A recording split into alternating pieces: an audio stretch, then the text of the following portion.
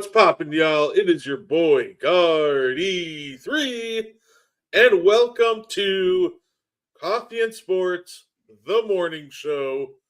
Now, of course, joining us this morning is the anchor of Coffee and Sports, the morning show. He's the guy holding it down this entire time. He is Mo Betta. How you doing, Mo? Doing great on a Friday. Getting ready to talk some hoops. A little bit of everything. A little college playoffs, the whole nine. Let's get into it. No, absolutely. Say, and of course, you know how it is, Mo. I figure we kind of start like this. I know yesterday you guys got to talk about some the big trade in the NBA. Of course, the Trae Young trade happened. So I thought I'd give my 2 cents, and you would let me know. Let me know if you think I'm on base or out of touch. For sure. So obviously we all know what happened. Trae Young got traded to the Washington Wizards for Corey Kispert and CJ McCollum.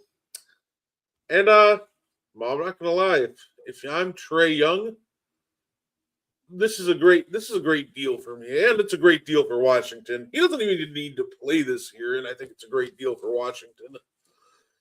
So I think it's a great at multiple facets. One, I think when you're Trae Young, we all know his limitations defensively, and I think Washington's got a plethora of young athletic pieces to put around him to, make up for his defensive deficiencies. And the other spot where I think it's really good is, I know it's a lot of people going, why the Wizards? Why not go to a contender? I think the problem with that is we're looking at a situation with Trae that his value right now is just at an all-time low, and I don't think any contender was really looking at him. So I think a great happy medium to that was the Washington Wizards, because over the last couple of years, Wizards have been a great spot to rebuild the vets' value. We saw them do it for Russell Westbrook, Kristaps Porzingis. Before he went to LA, we saw it do it for a guy like Dwight Howard. I think that he's in a great spot now, that he can help develop and train the young guys, and he can rebuild his own value so that in 2 years when he hits free agency, because I'm sure he's accepting that player option, he'll be able to maybe get as close to another max as possible. Now, I don't think he gets another full max as of this moment, but I do think that he's in a good spot to rehabilitate his value. And if there's a team that's going to give him a max, it would be the Washington Wizards. And then they can turn around and kind of do what they did with guys like Russ and Bradley Beal, and they can flip him. Or they can keep him, because I think he'd make a great offensive threat with Alex Sarr. So, like I said, Mo, I think this is a great deal for Washington. Atlanta, as long as they don't trade for Anthony Davis, it's probably fine. You got the salary cap space you're looking for. Use it to fill up with more depth. Don't do the thing where you turn around and flip that depth and cap space for Anthony Davis. No, I that was kind of my take, that even before he was traded, we talked about this and we both agreed no title contender was going to trade for Trae Young. And the only title contender who might trade for him would have been the Timberwolves. And I don't think they were too high on pairing him with Ant, which I can understand. Fit matters, and what assets you would have to give up matters. So I said he was going to end up on the Kings or the Bulls or the Wizards. He's on the Wizards. I'm not shocked. And it's a good fit, as you pointed out, because one, let's do the obvious, low expectations. It's the Wizards. They're a 10-win team. Nobody's going to go, Trae Young didn't lead them to the playoffs. They're not supposed to make the playoffs. They're not a good team. They have a lot of talent, but it's young developing talent that's nowhere near where they want them to be. I think the best thing you can say is Trae Young is going to bring out more of Alex Sarr's game. I think those two in the pick and roll can elevate Alex Sarr's. I think Trae Young's skill set, his shot creation ability, and his ability to create mismatches is going to benefit Alex Sarr's. So I do think it's a good fit. And I'm not even sure it's a temporary thing because Trae Young's only, I believe he's 26 or 27. So he's still a young man. He could be part of what Washington is doing going forward. It's a good move for him. It's a good move for the Hawks. You don't get back equal value star for star, but CJ's a veteran who can still give you 20 on a given night. He's still a very good combo guard. He's not a point, but he can play point. He's a great locker room guy. And I think when you look at the fact that they've handed the reins over to Jalen Johnson, I think CJ is the perfect kind of veteran guy that Jalen Johnson can pick his brain. So I actually think this move is a win-win for both Atlanta and Trae Young. As far as Anthony Davis goes, look, Anthony Davis, the player, if I was the Atlanta, I would trade for him immediately. He's as good as anybody. Anthony Davis, the health risk, I'm probably going to press pause on that. If I'm Atlanta, I've got a nice young core that I'm grooming and developing. If it ain't broke, don't try to fix it. What you don't need to do is bring in a high-priced veteran who's injury prone, and it'll mess up your cap. So, no, I'm with you. I don't think the Hawks need to trade for Anthony Davis. The Hawks I don't think they're built to win a title this year. And to me, if you go after Anthony Davis, I think your front office has said, you know what, we can win a title this year. I get that the East isn't what it normally is. With Anthony Davis and the fact that he's liable to be in street clothes more times than not, I just think the Hawks need to back away from that. Yeah, I completely agree, Alex. And I don't mind the Trae Young part of this. Now they just need to venture away because it like in theory it sounds like a good idea, and then you look a little deeper and you realize that Kristaps Porzingis has been a great fit for the team. Even if he has his own health struggles, but also if you're looking to move on from Porzingis because he can't stay healthy, moving on for him for Davis would be let me put it this way, it would be a choice. Yeah, and like I said, look, if you could tell me Anthony Davis could give you 2 healthy seasons, I'd make the trade tonight. He's way beyond a better player than Porzingis. It's not even close. They're living in 2 different stratospheres, but you can't tell me that. And wherever he's been, Anthony Davis has been in street clothes more times than not. I don't doubt the talent or the ability. I don't think nobody does, but he's just very injury prone. And let's remind people, this isn't 27, 28-year-old Anthony Davis. This is 32-year-old Anthony Davis. If I'm the Atlanta Hawks, the program that you've built, that you've gotten to where you are, the fact that you moved off of your franchise player to hand the reins over to Jalen Johnson, who, by the way, I'm a huge fan of, I don't think you need Anthony Davis. It's the most Hawks thing to do. Trade your star player for almost nothing. Is the funny part, right? We saw them do it with Trae. They did it with Trae Young. They did it with Dominique Wilkins back in the 90s for Danny Manning. Right. It's always interesting to watch the Hawks trade their star player because they genuinely just go for like cap relief half the time. I'm going to use your words. Over the years with the Hawks, it's been a choice. It's been a choice. But I like Jalen Johnson. I like Okongwu. I love the way Okongwu has gotten into the gym and has recognized where the league is at, and he's extended his range and become a viable 3-point shooter. Like we said earlier, Damian, I think the big problem with Trae Young going to a contending team is you need to find a contending team that really wanted him. And with his value being where it is at an all-time low, and making 45 mil, that was never going to happen. So it makes sense for him to go to the Wizards because they're one of the few teams that were willing to take him. And when you start breaking down your terms of, kind of like bottom tier teams that would be a great spot to rehab your value, you look at a place like Chicago and Sacramento, and it doesn't really work for him. If you're Trey and you like playing with a lob threat, and he would lose whatever's left of his hair trying to throw lobs to Sabonis and Vucevic. So pair him with a young athletic team with Alex Sarr at the helm, who's also been a great rim protector, can help cover up for Trey Young's deficiencies.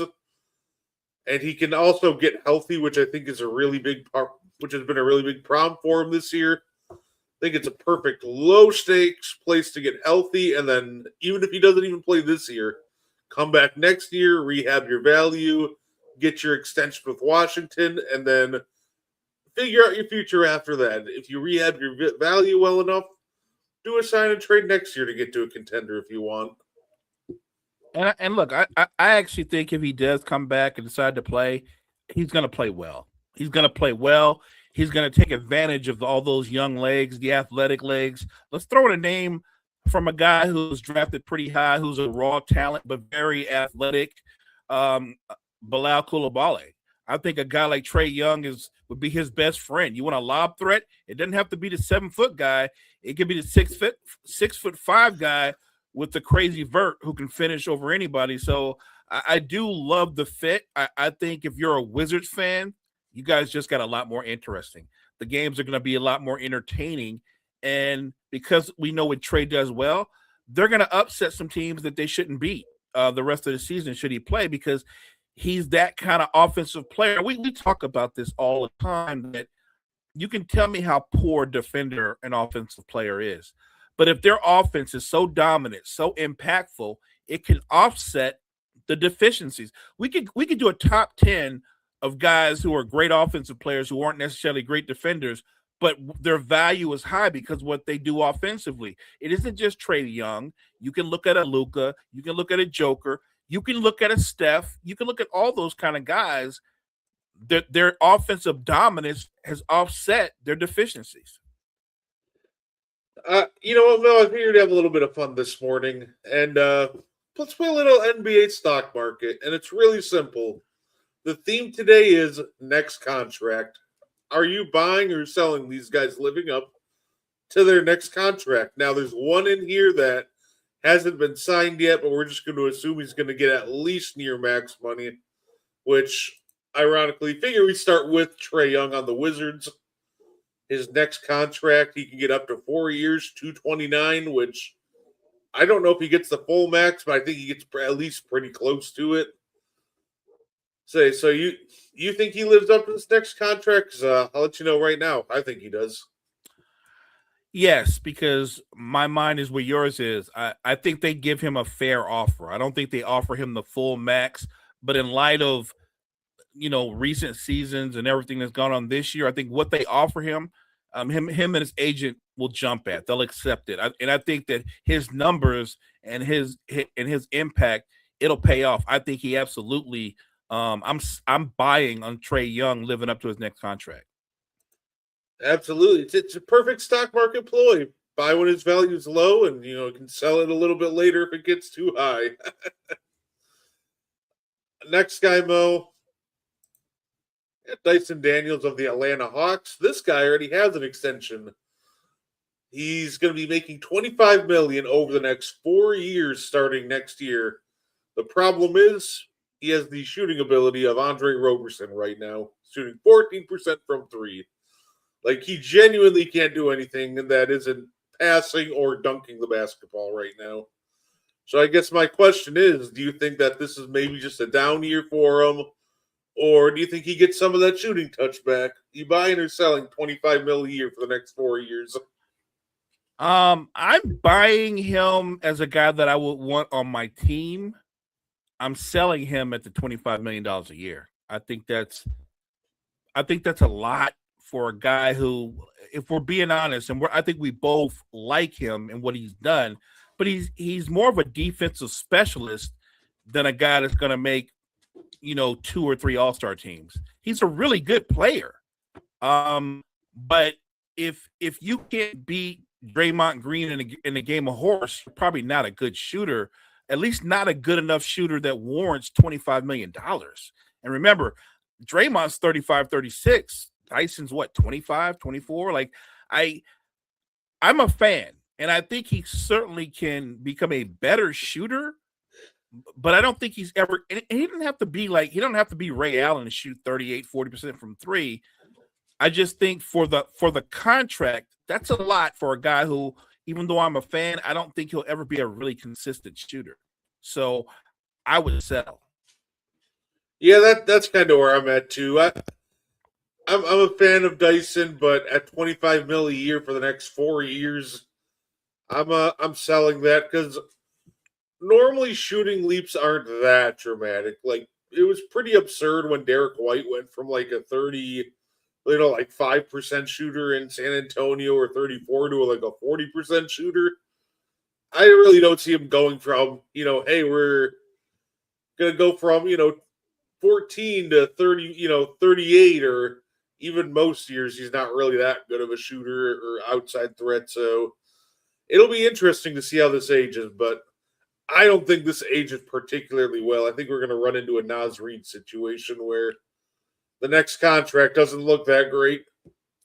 And look, you said the Hawks front office has been known to make some crazy moves. He had such a great year last year that because I thought he had a really good chance to win DPOY. I thought he was right there till the end. That they kind of overvalued him. But look, I think he has great value, but not at 25 million per. No, absolutely. And you say, and Mo, the last guy he got for us, and this is terrifying to me. Bam Adebayo, he's got a 3-year extension with like an average value of like 53 million a year for the next 3 years. Are you buying or selling that he lives up to his $50+ million a year contract for the next 3 years? All right. For me, the GM, if I'm the GM, I'm selling. Now, if I'm Miami and I'm Heat culture and I know how Miami does things, they really do reward loyalty. Like Bam's not just a really good player on the floor. He's a leader. He's a locker room presence. He's a community guy. Like he checks all the boxes. So I think that's the kind of player you value and you want to hold on to. I'm as much a fan as I am of Pat Riley. Our views on how you want to manage the cap or build a roster construction, we disagree on. I absolutely want a guy like Bam Adebayo on my team. But if I know, and Brett, I know you know, that he's not a franchise type player. He's a really good player, and he's the kind of guy you might put near your franchise player, but he's not a transcendent player. Bam's not a top 10 player. Off the top of my head, and I don't want to sound disrespectful, I don't think he's a top 20 player. He might be a top 30 player. And even then, I'm not sure. I'm not paying you $50 million. I think he's a nice guy, but I can't pay the nice guy $50 million if you can't live up to that kind of money on the floor. He's terrific. Bam's going to be all defense. He's going to make all NBA defense again. He's probably going to have another 18, 10, and 5 season, which, again, those are all rock solid. I just don't – rock solid doesn't get you $50 million. That's the best way I can put it. It doesn't. I'm absolutely selling that he'll ever live up to that contract. Yeah, no, I say I'm selling this one so fast at $50 million, 50+ mil a year. Like I said, I like what he brings to the table, but that next contract it's not going to age well, especially if you're Miami. They always talk about how they want to bring in a big name star and go big game hunting. Good luck with that, especially when to bring in another star and in this modern NBA, you want more depth pieces, all while trying to pay Bam $53 million a year. Yeah. No, I'm out on that one. How do you go big game hunting when you're paying you're paying your really good guys who, if you were a title contender, Bam's your third option, right? He could be your best defensive player, but he's your third option. Nobody's third option should ever make $50 million. Yeah, oh, absolutely. So, and I threw together, say, before we move on to the NFL, Mo, threw together a fun little NBA trade packages as well. Now, the first one that I did was, of course, with the idea that the Hawks are going to hawk and trade for Anthony Davis anyway. So I was curious on what the framework would look like, and this is kind of what I came up with. Anthony Davis for expiring money and Porzingis, Luke Kennard, a 2026 first. Now, it's not the good one. They're not. I see people throwing around like, oh, they got to get that Pelicans pick. They are not getting that Pelicans first. But a Spurs Timberwolves first? Yeah, probably. They could probably get that. And then Asa Newell to all make the money work. Yeah, I can see them doing something like that. Although on the flip side, if I'm Dallas, I'm sending AD your way. I'm taking a big swing. I know what Atlanta will do, but if I'm Dallas, I'm taking a swing. I'm actually looking at pursuing somebody that's a little more impactful. Like I don't know if they would go for Porzingis. I'm looking at how Dallas is built. I think if Porzingis is involved in the trade, then it's probably a 3-team trade. I don't think Porzingis lands in Dallas. He's been there before. I'm just saying I don't think they would bring him back. They'd probably want Dyson Daniels, but they wouldn't want him at the price he's currently at. So that they probably wanted him. Then they said, like, for that money, now they could keep him. We're good. I think your framework, and I know how your mind works. I think your framework is exactly how it's probably going to play out. It may be off by one player, but or it'll be dead on, but it's probably going to look pretty much the way you outline it if they do that trade. Even though I still think they don't want Porzingis. I'll put it this way: I don't think they want Porzingis, but if they move Anthony Davis, it's because they'll take Porzingis more than they want to keep Anthony Davis, if that makes sense. Because look, they want to hand the reins completely over to Cooper Flag, which I think you should do. I said this: you should move Anthony Davis. You should move Kyrie. And I love Kyrie, but he is 34 years old. He'll be 34 coming off that knee injury. I don't know what version of Kyrie we're going to get, but whatever version we get, Brett, he's going to be 34 years old.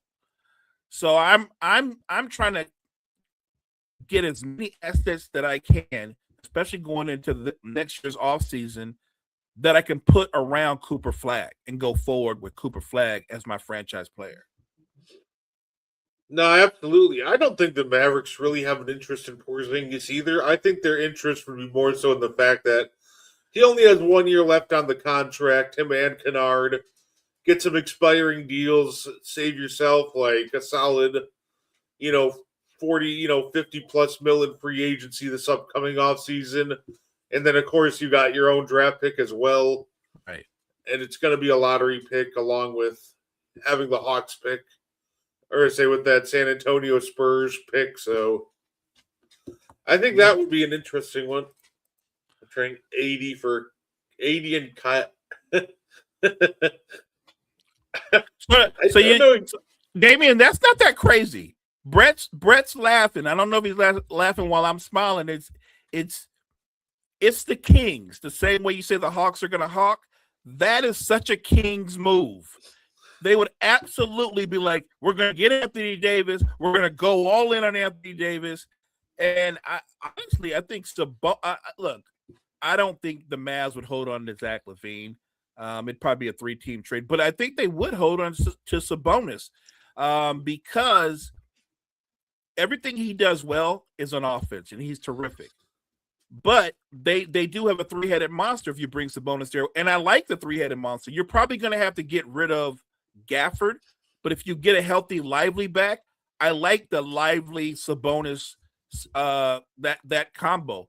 Lively is more of a defensive presence to offset anything that Sabonis doesn't give you when he's in there. But I think Sabonis would work really well offensively with Cooper Flag. I only chuckled because I'm just looking at this like, why would the Kings do this? And then it hit me. I was like, wait, it's the Kings, so that It's this the is Kings. probably exactly what they would do. It is the Kings, and they're going to try it out to their season ticket holders, Brett. Next season, can you see it? Russell Westbrook, DeMar DeRozan, and Anthony Davis. It's on. What's the line? Strike the beam or light the beam. They're going to be like, light the beam. And you put those three guys together at this point in their careers, and the beam does not get lit at all. I was going to say I would be selling my season tickets so fast. That's fair. That's fair. I'll wait till the day of where I could probably get one. I'm going to do a buy one get one package at that point. Ain't nobody going to those games. Damian, it's crazy, and I'm going to say they're not going to do it, but it's not impossible because it's the Kings. And Mo, you know what? My next couple trade packages are a little boring because I try to keep them realistic, so it's not going to be some massive swap. I did a trade for my Bucks, targeting Sadiq Bey of the Pelicans. I think the Bucks need more size on the wing than anything right now, and a shooter.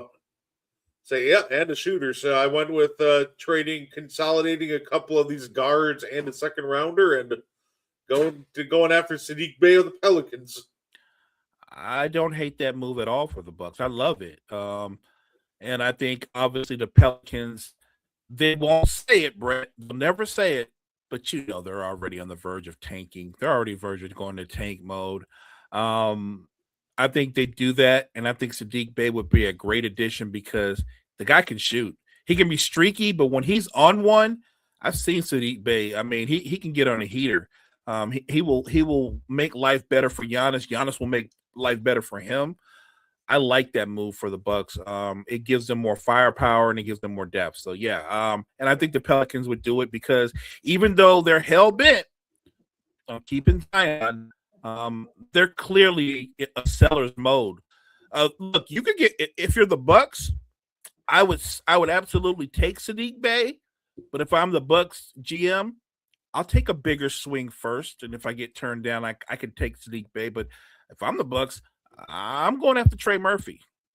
I know because of the cap. This isn't even about his talent. They would love to keep him, but when you look at what they're going to be, I'm talking about in terms of results and the cap coming up, they have to be sellers. They're going to sell him and Herb Jones. So if you're the Bucks, I think you could. It's like a kind of like a buffet.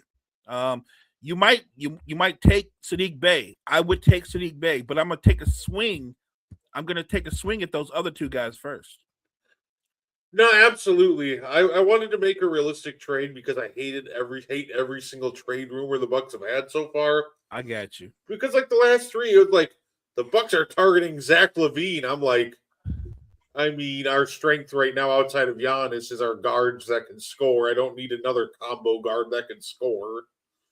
And then it's like, oh, the Bucks checked in on Jalen Green. I was like, please refer to point A. I don't need another combo guard that all he wants to do is score. And it's like, oh, they checked. And then the other one, third one, isn't terrible. It's like, oh, they checked in on Malik Monk. I was like, it's like, at least he is a willing playmaker to an extent, but also checkpoint A. I don't need another combo guard that can just score. Right. Yeah, I get it, especially the way that Porter, and what's the young man that was balling early in the year? Ryan Rollins. Yes. Though I think with those two guys, along with Giannis, yeah, those two, and they're both versatile. They're both playmakers, but they can also get buckets. You don't need that. Look, I've said this before, I will say it again. The most maddening player in the National Basketball Association is Zach LaVine. And I'm going to give him flowers, but at the same time be disappointed. Zach LaVine, Brett, tell me he doesn't have top 10 talent. He's a top 10 talent. He can do everything. Attack the basket, beat you off the dribble, finish over the top, shoot from three with great consistency and a high percentage. He can do everything. And he just settles for doing just enough. And it drives me crazy. We should be talking about Zach LaVine the way we talk about Booker and the way we talk about like he had. Like, look at Jaylen Brown, who's having an MVP caliber season. I'm a huge Jaylen Brown fan, but you can't tell me talent for talent. Jaylen Brown has more talent than Zach LaVine. He doesn't. He doesn't. But he's better because he puts in the work. I feel like Zach LaVine just settled. I think Zach LaVine and guys like DeAndre Ayton, I think they eat at the same restaurant. If that makes any sense, they do. They have so much talent, but their motors or how they apply it, it's always disappointing. No, absolutely. And Mo, I think you'll like the last trade. I decided to flip two guards that need a change of scenery. Let's put Keon Ellis and Dalton Connect. I like that. Say let's give the Lakers another 3-and-D guard. Let's give the Kings someone in Connect who showed a lot of potential as a shooter before the Mark Williams trade happened. I think both of these guys at the end of the day need a change of scenery. So I was like, hey, let's just flip them for each other. I think it's a great trade. Look, I've been saying all along that even though I'm a Laker fan, Dalton Connect, I want him to do well. I want him to be what we all thought he could be. But let's agree, ever since they tried to trade him, he has not been the same guy. And I think it's more of a mental thing, and it's more of a need to change the scenery and think that the team wants him.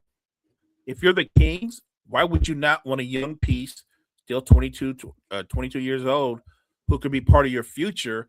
And then a guy like Keon Ellis, if you're the Lakers, you're desperate. You're desperate for perimeter defenders that can guard multiple positions, which Keon Ellis can do, and he's athletic. I think it could be a trade that's a win-win. And look, I'm a Lakers fan, so like, sure, you'll say that. No, I really believe that because I think Connect will thrive in another situation where he gets a fresh start and really feels like he's wanted versus the Lakers making him feel like, well, we got him back, so we have to settle for. I think he's never gotten over that, and I completely understand it. But I think this one that you put out there, this is a good one that works for both franchises. By the way, Damian, I feel like the realistic answer is probably just like the Sacramento Kings. But you know what the funny part is? I saw the report that the Warriors are like, we'll keep him past the deadline. And that is the funniest thing ever to me. And the Kings are doing the same thing, ironically, with Keon Ellis. At the end of the day, we're talking about two franchises that are like, we want a first for this guy. And if you don't trade for him, we'll keep giving him DNPs. I'm like, what do you mean? And what do you want to play him to up his value if you're Golden State? Like, what are you trying to accomplish here? They have messed up we could do a whole show on everything Golden State did right when they were like living in the finals. We can also do a whole show on everything they've done wrong when it comes to drafting and developing young players. At some point, your dynasty comes to an end, and your great players get older, and you have to transition into the next wave. And Steve Kerr is hell bent on getting another ring at the expense of developing young talent. And I think Porzingis, I think Kuminga fell into that same trap. I'm not telling anybody that I think Kuminga is going to be a superstar, but do I think he could go somewhere else and be an all-star caliber player? No question in my mind. The guy is a bucket. Golden State, for whatever reason, I don't know if it's a disconnect with him and the guys in the locker room and the front office or all the above. If you don't want him, which clearly you don't want him, like Brett said, you got to play him. And if you play him, I promise you, he will put up numbers and he will have multiple franchises going, you know what? I would be willing to give up something for Kuminga because this is a young kid who has all the offensive talent in the world, and yet he's just laying over there on a Golden State bench, DMPing. Draymond on his podcast told a funny story with Kuminga, and I don't even think it's meant to be funny. It's meant to show like how great of a teammate he is. But the context he had behind it to me was just utterly hilarious. He goes, "Yeah, Kuminga's such a great guy. After he got subbed out in their last game, it wasn't like the last game; it was the game before that. They're like, but he's like, Kerr subbed out Pods who sat next to Kuminga on the bench." And I was, listening to their conversation, and Pods was just frustrated and complaining to Jonathan Kuminga about playing time. And I'm like, oh, God. Is that the guy to be complaining to about playing time? He's probably just looking at you like, yeah, so playing time. What is that? That's crazy that Pods is telling Kuminga, like, man, I'm getting tired of being subbed in and out. I'm Kuminga. I'm like, I don't get subbed in at all. At all. Why are you talking to me? And also Drake just eavesdropping and just dumping their entire conversation on his podcast is also a choice, but is that proof that he's a great teammate or not such a great teammate, right? I'm not gonna lie, I'd be kind of annoyed if I were Pods and he did that. 100%, because it makes Pods look like an ass. Clearly, Pods knows Kuminga's like Pods is getting burned. He clearly knows Kuminga can leave from the game and go straight to the club because he ain't working up no sweat. It makes Pods look like a kind of an ass. So yeah, I'd be upset. Look, I really think I would love it if Steve Kerr and Dunleavy surprised us and they started the process of doing the hard thing. I think they got Jimmy Butler 2 years too late. I think they got Al Horford 2 years too late. I think Draymond Green, for all the antics, the winning is over. I'd move on from all three of those people I just named. I would free Kuminga. I'm not saying free him and put him in my starting lineup. I would acknowledge I don't want him, but he has value. You have to do the tough thing and realize you are not winning another title in the Steph Curry era. Steph alone, because he's playing at a high level, Brett, he will make them relevant because you'll come watch him play. But in terms of being relevant in the title picture, they're not relevant. We look at the Warriors right now. What do we say? They'll probably make the play-in. They'll probably make the play-in and then get knocked out. That they're not relevant. I'm not. Why am I holding on to Draymond and Al Horford and even Jimmy Buckets, who isn't quite the player that he was? What's the point of it? Damien, you are rolling with these trade suggestions today. Did he say Ja? Ja to the Warriors. Oh, let's do it. Let's just go with the completely undersized backcourt with an undersized front court and see exactly where that goes. I feel like Ja to the Warriors is like a 2K trade, right? Like you can make that in 2K. Although my guess is if the Warriors if you tried to trade for Ja, you're the Warriors, even in 2K, I don't think you could pull it off. Even the computer would be like, nah, it doesn't work for me that you're sending back Pods and Kuminga. I think it's a good fantasy trade, the idea of Steph and Ja, but in practice, in real life, like my partner just said, you want to make the backcourt that small and that defensive deficient. Not to mention, Ja, to say he's an inconsistent shooter is being nice. I would say that because of their playing styles, it would never work. I think Steph would get tired of watching Ja go ISO because Golden State's whole thing is about movement and ball movement. That's not really Ja's thing. Like I thought John Morant would get traded, Brett, but I'm come to the point now where because Memphis is kind of in NBA purgatory, I've changed my thought process. I actually think he's not going to get traded. Say, you know what? Why not? Let's just send Zion to the Warriors too while we're at it. I'll go with the theme being disappointing 2019 class. That's a choice. I mean, that's a choice. Look, if I were the Pelicans, you know how I feel about him. I would have been traded that guy. And I would get back a haul because people still talk about his potential. I would get back a haul for this dude. Why would you not do that? You would alleviate some salary cap. You would get back assets. I get it. The argument's going to be, well, we don't have nothing to build around. I completely disagree. You've got Queen, you've got Fears, and you can make a decision on what you want to do with Trey Murphy. But I think you do have building blocks there. I just don't think Zion's one of them. Yeah, no, absolutely. Mo, I figure we finish up by talking some NFL. I think the coaching searches are interesting, Mo, but I gotta be honest, man. I think the Tennessee Titans are casting too wide of a net for their coaching search. When I see the words "we've interviewed Jason Garrett," I'm like, okay, why? You know you're not hiring that man. Like, is Marvin Lewis coming up soon? Like, what? I'm excited to see who they get, and I think they should go for. I said I think they're going to go for some veteran stability like a Arba. I think they'll definitely be in that race, but I just found that so funny when I saw the words interviewing Jason Garrett. That kind of killed me. Not gonna lie. You found it funny, but a mutual friend of ours, I know, I'm pretty sure Jury didn't find it funny. I know Jury didn't find it funny.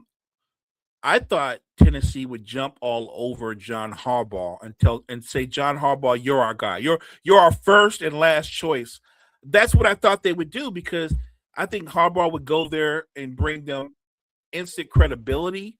I think he's really good at building, team building, and being that kind of leader and overseer that you need in a head coach. I think he's exactly what Cam Ward needs, that kind of stability and credibility. So, and look, you could make the same case for a guy like Jackson Dart in New York. I think Tennessee or New York would be great landing spots from John Harbaugh. When I heard the name Jason Garrett, I was like, man, they really are trying to really upset their season ticket holders. Jason, like my thinking on coaches is when you fire your coach, you're bringing in not just a new coach, but you're bringing in someone who you and your fan base believe is an upgrade. I don't believe that Jason Garrett is an upgrade. At the rate at the rate the Titans are moving Damian, he's probably on the list too. Yeah, on the flip side, I also think the way the Raiders are, Jason Garrett's probably on their list too.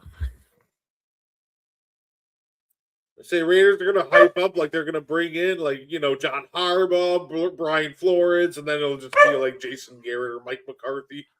Yeah. So why do I feel like Mike McCarthy for sure is getting another job, another head coaching job? I don't know where, but I said this. If you want a safe pick, it's Mike McCarthy. He's a safe pick. Somebody's going to pick him. Hilariously enough, I can see that being Tennessee. I just think that when you're the Titans, you might be looking for just some veteran stability at coaching after the whole Callahan fiasco. So great. I could very well see if they miss out on Harbaugh going to somebody like Mike McCarthy. Because I think Mike McCarthy can still build a culture and he can still do pretty decent at it. I just think he's the guy that once you get the team together and you seriously want to start competing, that's when you move him to a front office advisor role. I don't think he's that guy, but in terms of getting a winning culture set up, I think he can help in that regard. I agree 1,000% on that one. I think Mike McCarthy is the kind of coach that brings credibility and can turn your franchise around. I think he can turn you into a winner, and bring that kind of culture to your franchise. Like you said, he has a ceiling, but if you're the guy that turns the franchise around, makes them 10 or 11 win team for the next 2 or 3 years, and then you move up to the front office, I do envision that Mike McCarthy's perfect for that because he's a winner. I think if you don't get John Harbaugh, Mike McCarthy is the perfect coach for Tennessee, in my opinion. Saying, of course, Mo, we got an entire slate of wild card weekend games. Thought we'd go through and pick some winners. And of course, why don't we just go right in order? So we'll start Saturday, first game. For once, it is not the Houston Texans. We are starting with Panthers Rams. Panthers got them a couple weeks ago, Mo. Do you think lightning strikes twice, or do the Rams just kind of walk all over them and keep it moving? I think we're going to finish in the middle on this one. I think the Rams win, but I think it's a competitive football game that's a lot closer than people expect. I think the Panthers are going to be in a position to win the football game, but the Rams are going to win a close one. I think the Panthers will make it competitive because there's certain things they can do, especially with their run game, to offset the Rams. So, yeah, I think this is going to be a Rams victory, and you can interpret this how you want it. If you think it's just going to be a blowout or that last second touchdown that puts it away, I do think the Rams win this one by double digits. But I wouldn't be shocked if it's one of those are up 7 and ice it with the last second touchdown to like Devontae. I just think a lot of what happened in that last matchup was some carelessness with the football. They got 3 turnovers off Stafford. I don't think that happens again. And I think this time the Rams take care of the football and they do win this one by double digits. I wouldn't be shocked, obviously, if the Panthers stayed in it. And it's like a 7-point game going into the fourth. But I think that last second touchdown makes it a 14-point win for the Rams. I do think they win this one pretty comfortably. But I am also expecting this to be a game for at least like the first 3 quarters. Yeah, look, if you're right and the Rams take care of the football, then I don't think it's that close. If they take care of the football, it won't be a close football game. I know next game Damian and I are going to disagree on Saturday night. Bears Packers. You know who I think is going to win this one, so I'll let you have the floor on this one. Do you think it'll be Bears or Packers moving on? I wavered. I did. I wavered. I think I started out thinking Packers, and then I started leaning Bears. Here's how I'll play it. I want the Packers to win, but I want them to win because my friend and partner is a Packers fan. So I want that for him. I do. I'm selfish. I want my friend's team to win. But it's in Chicago, and I think that this game comes down to which team is going to be able to run the football better. Either young quarterback could step up. Obviously, Jordan Love is more accomplished, but I do think it's going to come down to which team can run the football better. You don't have to. I'm not saying rush for 150, 200 yards, but which team can run the football. Let's say which team can run the football effectively. Let me play it that way. I think that's where the game is going to be at. And so I kind of lean towards the Bears on this one. I think it's a close football game, but I'm leaning towards the Bears. Damian, the answer to this is no. I think the Rams should just keep Sean McVay. He's been a very good coach for them. Exactly. Say it. Like, no matter what situation you put him in, he's always had this team overperforming, if anything. So I want to put 50 on Green Bay, but in reality, see the Bears winning 27-20. Hey, you know what? Like I said, I think I think it'll be a really low scoring, close game. I think Damian's got it in about the right ballpark. Of course, I'm going to pick Green Bay to win. I was thinking like 24-20. So it'll be interesting. It'll be a fun game, though, man. The best team win, Damian. Yeah, I think it's going to be an entertaining game. There are going to be some points scored. Nothing crazy. It won't be 35-31, but I agree. I think that 24-27 range, that's where we're going to be. I agree. Of course, this might be the best game of the whole wild card weekend, in my opinion. Sunday, noon, Bills, Jags. Jaguars, second half of the season, they've been playing like the best team in football. Bills, nobody circles the wagon like the Buffalo Bills. So, Mo, who is it? It's going to be Bills or Jaguars? Look, I've been so impressed with Jacksonville all this year. Trevor Lawrence has been tremendous this year. He's not turned the football over as much, had command of the offense. I think Jacksonville should be favored, but I think Buffalo is going to pull it off. I think Josh Allen recognizes the opportunity that he has in front of him. No, he doesn't have the best receiving core in football, but what he does have is he's got one of the 3 best running backs in football, and he's also got some really talented tight ends. I think it's a shootout, but in a shootout, I'm going to lean towards Josh Allen. No, absolutely. I put my faith in Josh Allen to get it done too, but honestly, I'm going to slightly disagree with you, Damian, because if the Bills win, it would be a Bills upset. Yes. If you look at how Jacksonville has played in the second half of the year, I wasn't even kidding when I said that.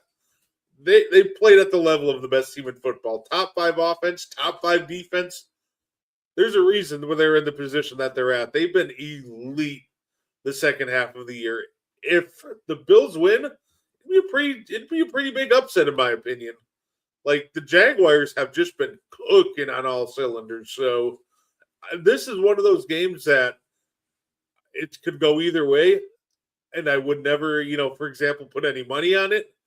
But say if the Jags win on Sunday, it would be the least surprising thing of Sunday. I agree. Say, all right, here we go. 49ers, Eagles, Mo. Do you think your team moves on, or do you think the injuries finally catch up to them? I root for my team.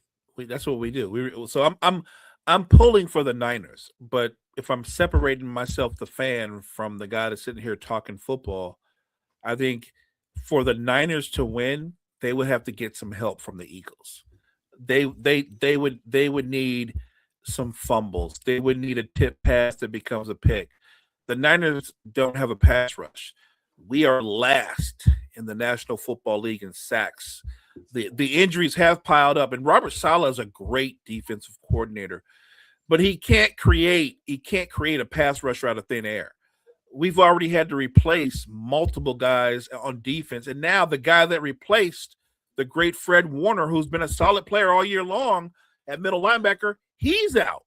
So now we have a third guy calling the plays on defense. Look, I think the Niners have overachieved with all the injuries. For this to be a close game, Brett, the Niners offense would have to be able to not just move the football, but we'd have to be able to score. I would say we have to score at least 20 to 24 points to force the Eagles offense to do something different other than what they plan on doing. That's a lot of ifs. So I'm going to simplify. I think the injuries do catch up with them. I think that Eagles defensive line with a healthy Jalen Carter is going to shut down the Niners run game, which puts everything on Purdy. I think the Eagles win this pretty comfortably. Yeah, that's fair. I have the Eagles in this one as well. I think the game ends up being closer than expected because I think the problem with the Eagles will just end up being flat out their play calling gets predictable, and I think if there's a guy who can exploit that to keep this game close, I think it is Robert Saleh.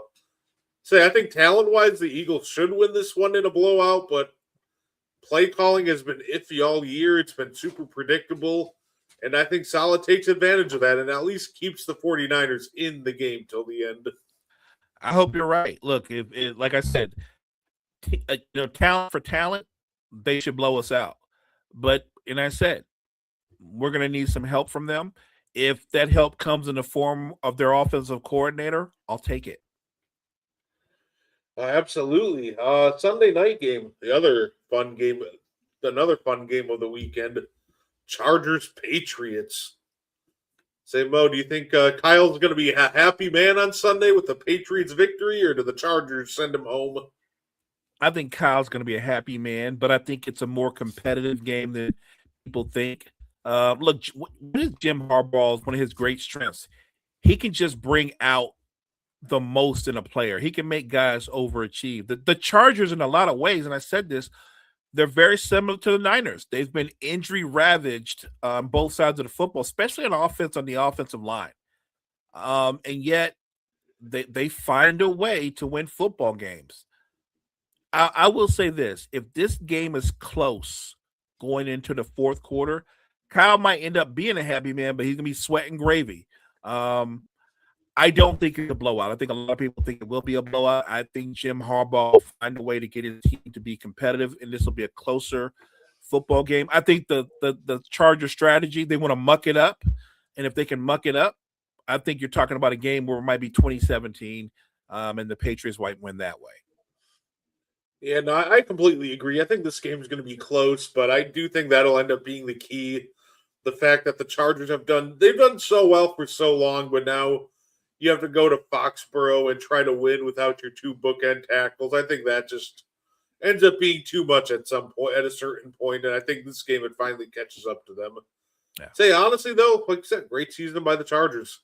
All I want to see is them be competitive, and I really hope that Justin Herbert has a good game, even in a loss. Then hopefully that would be the first step for him to kind of get a better rep in the postseason. He needs a solid game on Sunday. I love the way you put that. Yeah, he doesn't have to win the game. He needs to just play well in that game. And I hope he takes advantage of his athleticism because I think that's where he can hurt the Patriots defense if he uses his legs more. No, absolutely. Say in the last game, Monday, Mo, we got Texans Steelers. How do you think this one goes? Look, if the Steelers are going to have a chance, they have the perfect quarterback to offset that front seven and that pass rush. And what is Aaron Rodgers' greatest strength? He can walk up to the line of scrimmage and go, I already know what you're going to do. Also, because they have such a great pass rush, another strength he has, Aaron Rodgers gets rid of the football extremely quick. Extremely quick. And he's going to have to be on his A game for the Steelers to have a chance because if not, he's going to be black and blue by the end of the game because those bookend D ends, they are coming. I think Pittsburgh makes this competitive, but I think the Texans are the better football team. I think the Texans win. Texans win and Tomlin gets fired on the field. That's not. I don't think it plays out that way. But we were talking about this. Tomlin got to live another week because he beat Harbaugh. But if he turns around and loses in the playoffs, and he hasn't won in the playoffs in a minute, I think there'll be chatter. But I don't think he's getting fired. And you know what's funny, Mo? Normally, I do think that there's going to be one upset wild card weekend, and I picked this game. Give me the upset of Old Man Rodgers knocking out the Houston Texans. Monday Night Football. I think Rodgers, at the end of the day, for all the struggles the Steelers have had, I think they'll develop a game plan. I think he's the perfect guy to attack this defense. Now, obviously, it wouldn't shock me if the Steelers, lost. But I know he's going to, they're going to develop something where he gets the ball out quick. They're going to run the ball a lot to keep the pass rush at bay and keep the offense holding off the field. I think as long as they're efficient, they're converting their third downs and keep moving the chains. I know a lot of people expected this one to be a blowout, but I think this game is at least a lot closer than people think. Look, I agree with you. I'll put it this way: if the Steelers can keep Aaron Rodgers clean, then the Texans are in trouble. Like I said, I think he's the perfect quarterback because of his ability to not only read defenses and see where you're adjusted into and out of, but he gets rid of the football quick. I think the Steelers' tight ends and running backs are key in this game. I think Aaron Rodgers, if he has to, he will dink and dunk you to death to slow down that pass rush. 6 yards here, 8 yards there. Like, he's the perfect quarterback. So if anybody can slow down his pass rush, I think it's him. Now, that being said, we'll see how it plays out. But, yeah, I think this is going to be a really close football game. No, absolutely. Look, I want at least one upset on Wild Card Weekend. I could have, it could have been boring and easily picked all the favorites, but right. Fortune favors the bold, or I just look like an idiot Monday. So I guess we'll figure out which one, right? I think it would be an upset, but I don't think it's crazy. I think people are underestimating that. Like anybody, if you throw out the fact that he's 42 years old and just look at how he's playing the game, Aaron Rodgers is playing quarterback as well as anybody going into the playoffs. That's what I would say. No, absolutely. And with that, Mo, we are out of time this morning. So anything you want to add before we get on out of here? Nope. Thank you, chat. Damien, you know what? May the best team win, partner. Appreciate you guys. Guys, make sure you check out all the wonderful, great, excellent content we have at Wire to Wire Network. Wire to Wire Network, we appreciate you. Appreciate you, Brett, for hopping on and doing what you do, being the point guard. Thank you so much. And have a great weekend, everybody. Yeah, absolutely. You can see Mo and I again Monday for the Meaty Boys podcast. You can also catch me on the Ball with Ian and Kyle. The answer to this, by the way, is no. Matt LaFleur's not going anywhere. He is not. Say thank you. And like I said, thank you guys for tuning in, and I hope you guys enjoy the rest of your weekend.